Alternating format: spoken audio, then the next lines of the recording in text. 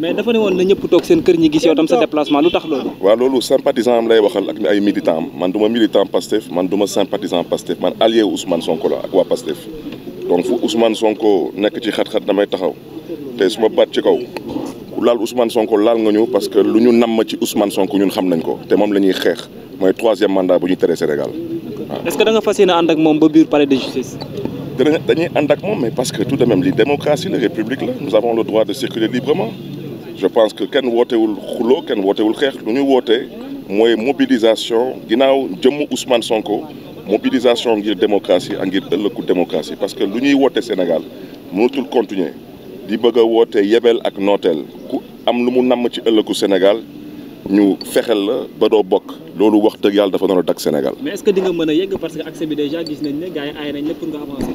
waaw loolu day wane rek lu ñëpp di xam ci ñoom plus ou moins mooy ay ragal lañu parce que soo ragalulee da ngay bàyyi ñi di dem di dikk voilà su la wóoree ne que lu ngay def nii yaa ngi ci yoon da ngay bàyyi ñi di dem di dikk parce que ñun daf ñu wóor na ne que ñun lu ñuy def nii dañu nekk ci suñu dëgg te tamit dañu nekk ci yoon di dem di dikk loolu kese la.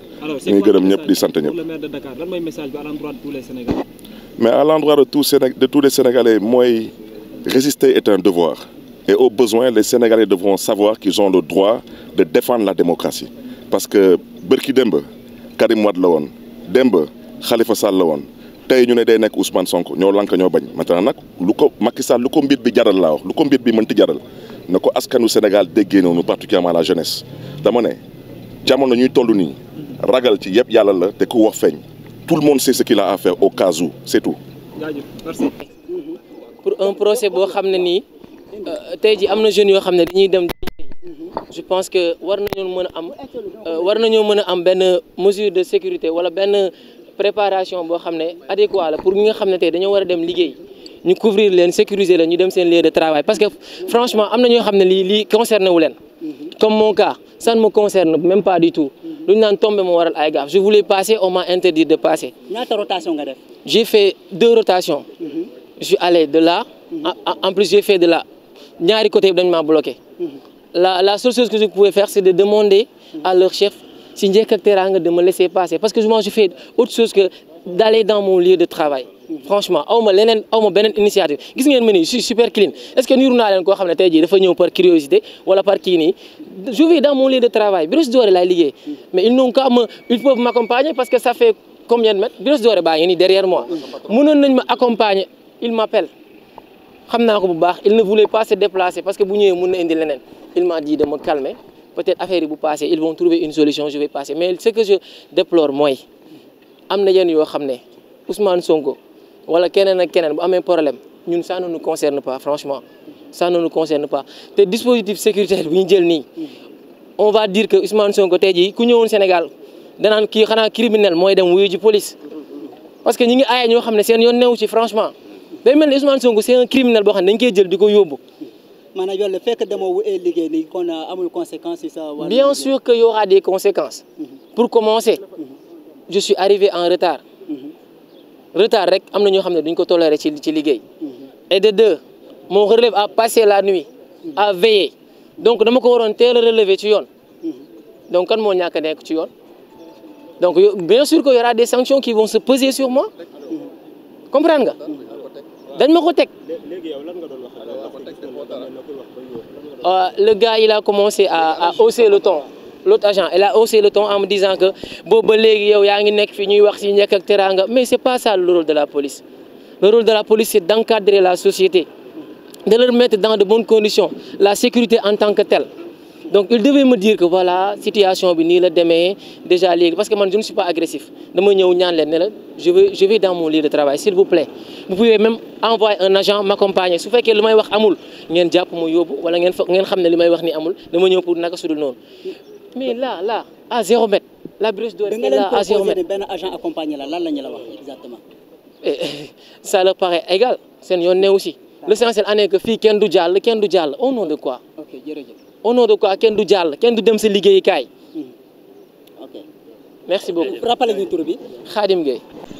salaamaaleykum wa rahmatullahi taala wa barakaatu mbokki internet yu 4 TV ñu ngi leen di nuyu di leen ziar di leen ñaan jàmm di wax ne gis nga ko tey ñu ngi fii ci cité kër góor gi weeti kër Ousmane Sonko gis nga nag fee di kër Ousmane Sonko nag amuñ accès pour yegg fa nag ndax dañoo dem ñun journaliste yi pour jéem a leen wan li nekk foofu mais gis nga ko ñi nga xam ne dañoo takk deri dañoo bañ mais instant bi ci ñun journaliste yëpp ñu ngi fii ci rond point cité kër góor gi war a ànd ak yéen gis ngeen image yooyu ñi dem ñoom Barthélemy Dias jaar nañ fi def nañ xew-xew boobu nga xam ne moo fi jaaroon diggante kii di Ousmane Sonko di njiitul Pastef ak kii di Adji Sarr mi nga xamante ni moo ko tuumaaloon li nga xamante ni mooy wàllum viol tey nag nga xamante ni Ousmane Sonko ki nga xamante ni juge Maham Diallo moo ko woolu tey dañ leen toppal li nga xamante ni moo di li nga xamante ni moo di xibaar yi lépp lu ci mënta xew rek dañ leen ko leeral fii nga xamante ni mooy télévision bu mag bi di télévision 4 TV fële ja palais de justice bu Ndakaaru.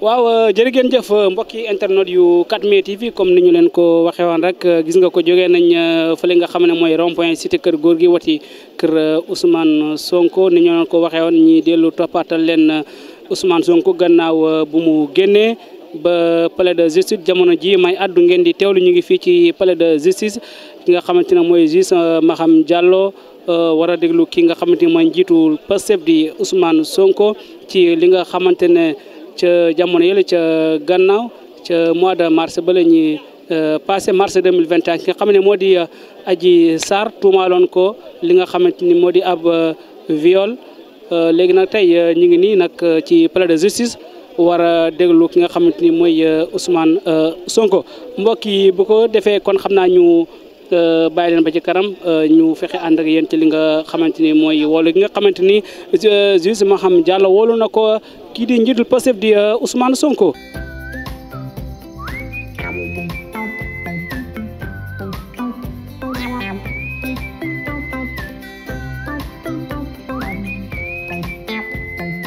L'information, c'est que le procureur de Mbour vient de sortir, Mamadou Diop, en disant qu'effectivement, il y a des personnes qui avaient porté plainte pour cause de blessures volontaires pour les événements de Tiki et destruction de biens appartenant à autrui. Il y a 3 personnes qui ont porté plainte pour cause de blessures volontaires.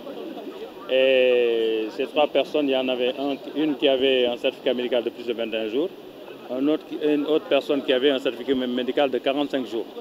Et qu'également, il y avait d'autres personnes qui avaient également dit qu'il y a leurs biens mobiliers et immobiliers qui ont été détruits. Ce qui fait que le procureur a ouvert une enquête de ce fait.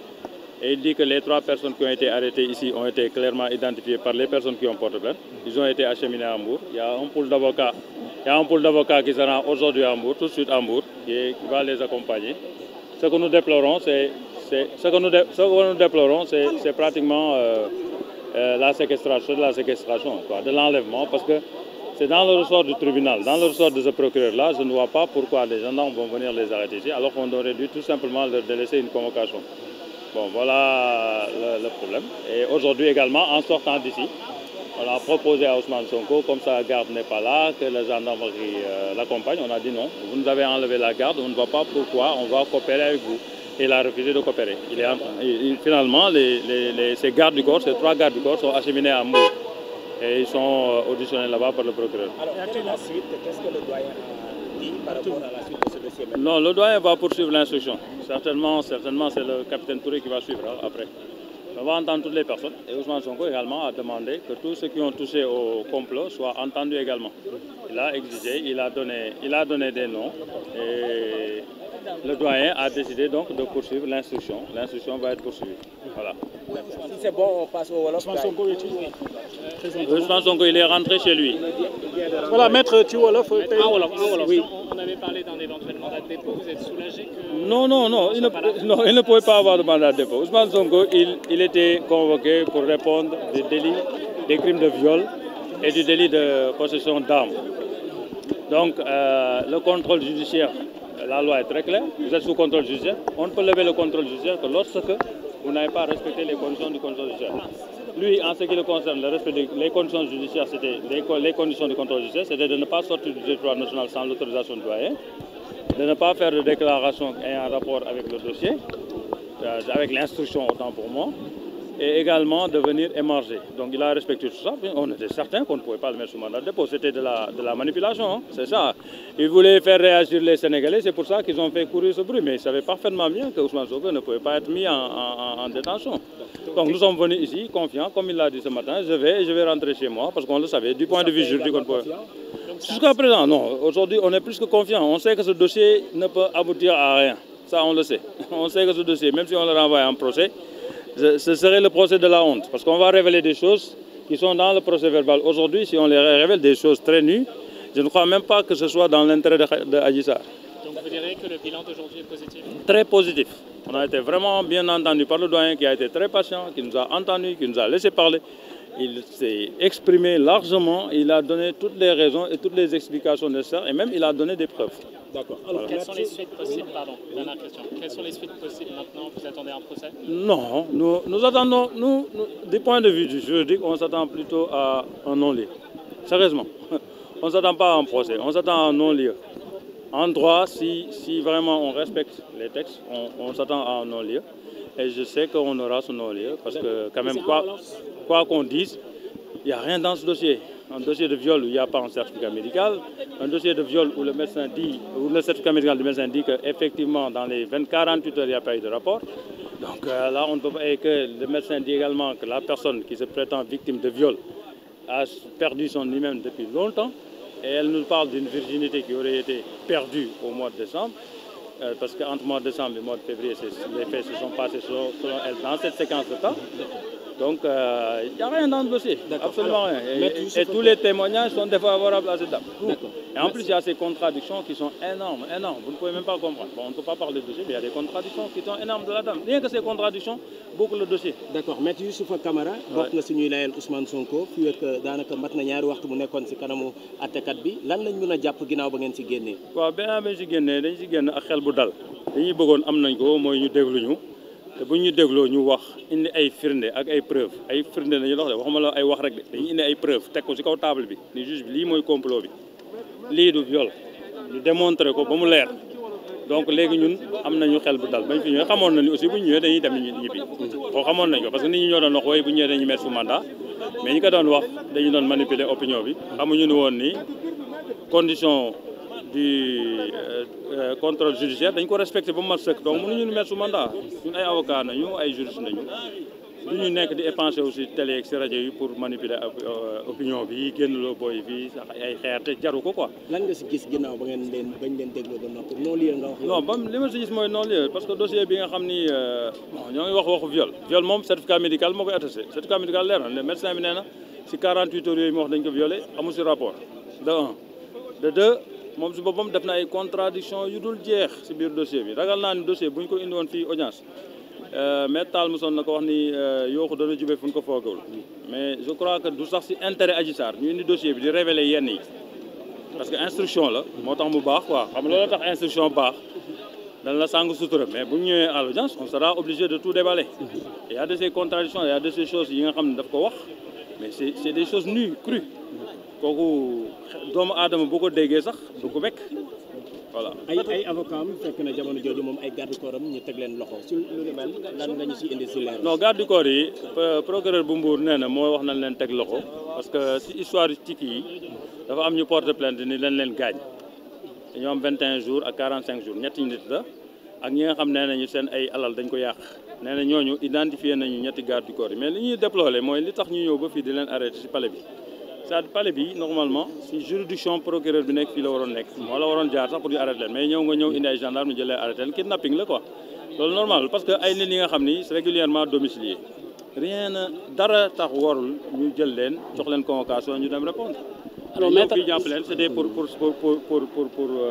créer yu ay problème moo tax ba ñu génnee aussi gendarmerie proposé Ousmane Sonko ni proposé ñu ne ñoom mën nañu encadrer Ousmane Sonko ba si këram. bokk ci ñi nga xamante ni ñooy avocat Ousmane Sonko yi léegi li ñu bëggoon a xam ndax tey audition bi nga xam ne ndax tey la yem wala Ousmane Sonko dañ ko woo. dana ko ne des na parce que daañu déglu ñeneen ñi daañu déglu capitaine Touré daañu déglu benn dame daañu déglu ñeneen ñëpp ko Ousmane Sonko joxe na ay non yi nga xam ne bëgg nañu déglu ko te yoon dafa wax lu mel nii ci ñuy tuumaal aussi am na droit citer ay témoins ñooñu dañ leen war woo ñu déglu leen.